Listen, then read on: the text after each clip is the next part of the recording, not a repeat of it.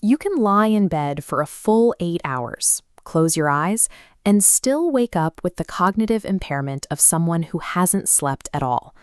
Sleep operates as an active, highly regulated, and structurally rigid neurobiological sequence, requiring precise execution to provide actual rest, against the specific depth of rest, from light stage 1 down to stage 4, plus REM sleep on the vertical axis. A healthy night of rest creates a highly specific wave pattern. The brain executes a cyclical descent into deep, slow-wave non-REM sleep, followed by upward peaks into rapid eye movement, or REM sleep. This cycle repeats roughly every 90 minutes. Clocking 8 hours of time in a bed does not guarantee your brain actually successfully executed this wave pattern. True physiological rest is an engineering problem.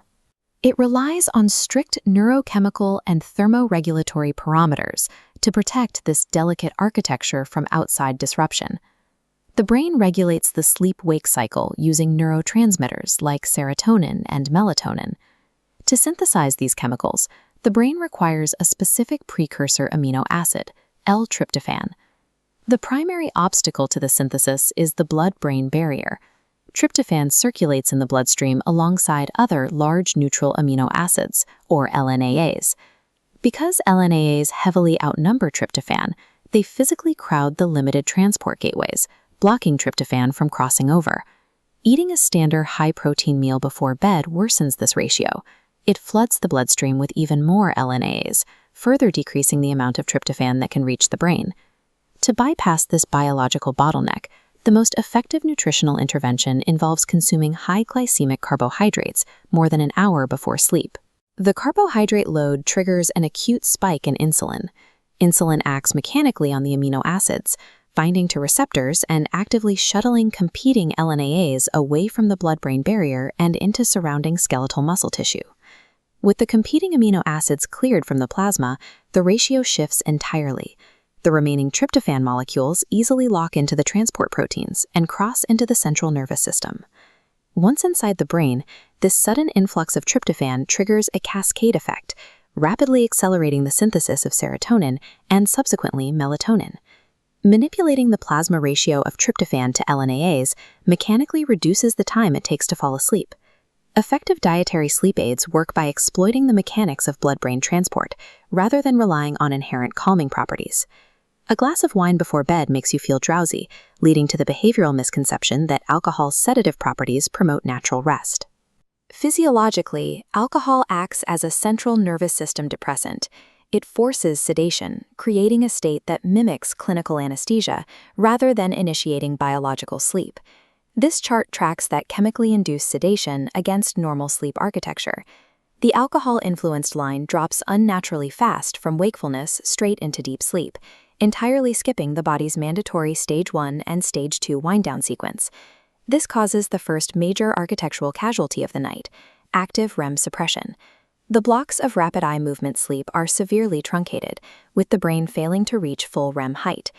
Because REM sleep provides the necessary environment for the brain to process memory and learning, skipping it results in exact, measurable deficits in cognitive processing and emotional regulation the following day. The damage compounding the loss of REM sleep occurs in the middle of the night, as the liver actively metabolizes the alcohol out of the bloodstream. As the depressant clears the system, it triggers a powerful sympathetic nervous system rebound effect.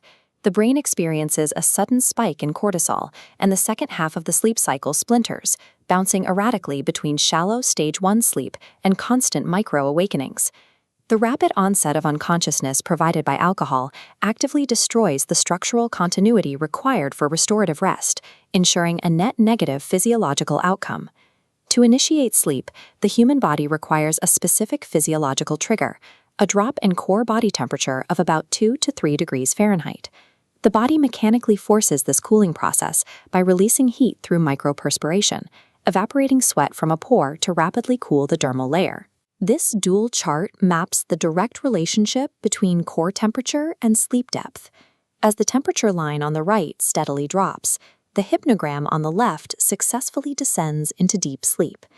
If the ambient room temperature rises above 75 degrees Fahrenheit, the surrounding air prevents this necessary heat dissipation.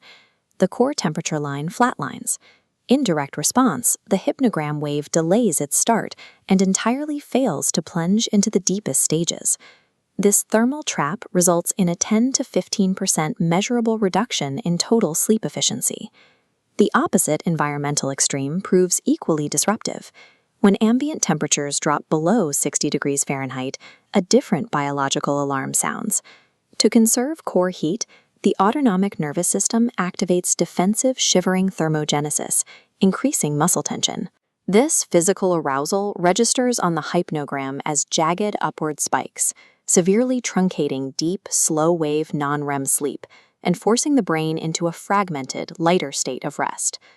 Maintaining a room temperature between 65 and 70 degrees serves as a rigid structural requirement, preventing autonomic thermal defense mechanisms from overriding sleep architecture. The ultimate endpoint of a compromised sleep cycle is the acute morning grogginess known as sleep inertia. Sleep inertia differs greatly from general fatigue. It is a specific, localized failure of the brain to properly execute the neurochemical transition from sleep to wakefulness. This cross-section maps 3 distinct biomarkers of transition failure: regional blood flow, wave frequencies, and adenosine receptor saturation. The first involves abnormal electrical activity. Slow, deep delta waves, which should only occur during deep sleep, persist in the brain's posterior region well into the waking state. The second biomarker exposes neurochemical residue. At the synaptic level, dense clusters of the sleep-inducing compound adenosine remain bound to receptors, failing to purge.